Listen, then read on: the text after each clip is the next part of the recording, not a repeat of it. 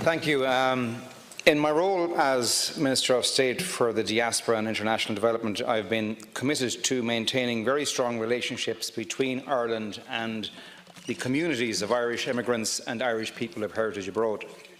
And we can't talk about our diaspora without recognising that extraordinary history of emigration, including in particular those who moved to the UK, seeking to build a new life for themselves across the Irish Sea. And throughout history, Irish women and men have travelled in their hundreds of thousands to Britain to work, to learn, to teach, and in particular to lead. From the Irish navvies who built the industrial infrastructure of London, Manchester and Glasgow, to the many Irish nurses, doctors, teachers and business professionals who make their home in Britain every year, Irish immigrants have made and will continue to make a singular contribution to British society. We estimate that today, more than 430,000 people who were born in this state are now resident in Great Britain, while very many more British people possess some measure of Irish heritage. And as a result of this great movement of people between our islands, thankfully our two societies remain closely linked through robust connections of kinship, culture and commerce. And in terms of commerce, it's particularly interesting to note that the number of Irish directors in UK boardrooms has increased to a record number of more than 60,000, the largest grouping of non-British nationals on UK company boards. That is the level and the extent of the business relationship between our two communities. And in addition, modern communications technology and social media have transformed the way in which we interact with our relations and our friends in Britain on a daily basis, dramatically reducing the distance that we feel between us. And one way in which the government fosters those extraordinarily strong links with the Irish community in Great Britain is through our Immigrant Support Programme.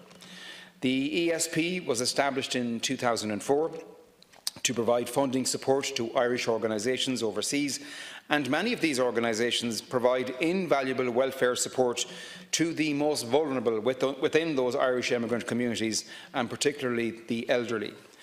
The Immigrant Support Programme also supports cultural and sporting organisations which serve to maintain and to strengthen those Irish community connections to Ireland and to promote Irish culture abroad. And Britain has represented one of the most important destinations of funds from the Immigrant Support Programme since its inception. In fact, in 2018, over €5.9 million in funding was awarded to 108 different Irish community organisations there. And 88% of that funding, almost €5 million, was devoted exclusively to welfare support.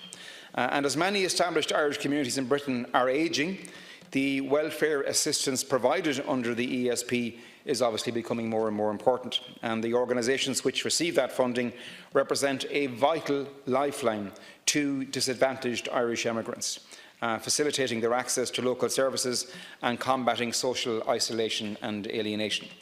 And over the past number of years, other major investment from Ireland into our Irish communities in Britain has included £200,000 towards the redevelopment of the Ruislip GAA clubhouse.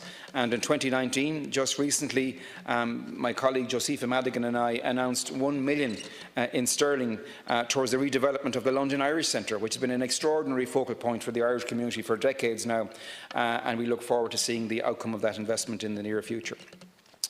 That funding represents a significant increase on previous year's funding. €5.3 million in total was awarded to institutions in Britain in 2017, with €5.5 million awarded in 2016. And I really want to make it abundantly clear that Brexit is not going to alter the government's commitment to our immigrant communities in Britain.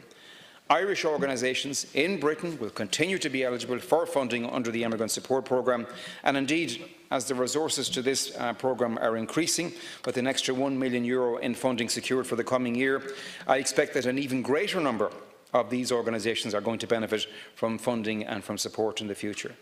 Also, the common travel area between Ireland and Britain will remain in place, whatever the outcome of the Brexit process. The rights of Irish citizens to reside in Britain to access British welfare services, to vote in British elections, and to move freely and seamlessly between our two islands will be completely unaffected by Brexit. And also British nationals residing in Ireland will also thankfully retain their current rights. In recent years, we have seen increasing numbers of British people reconnecting formally with their Irish heritage through applications for Irish passports and foreign birth registrations. And we hope that for many of these individuals, that represents the beginning of a new and a deeper connection with Ireland, and we fondly welcome our new fellow citizens. Finally, I want to just stress once again that Brexit will not attenuate and will not be allowed to attenuate the deep and meaningful bonds which have been developed between the peoples of our two islands over the centuries. We will remain as closely entwined together, as closely reliant on other in family and in friendship as we have been in the past. Thank you.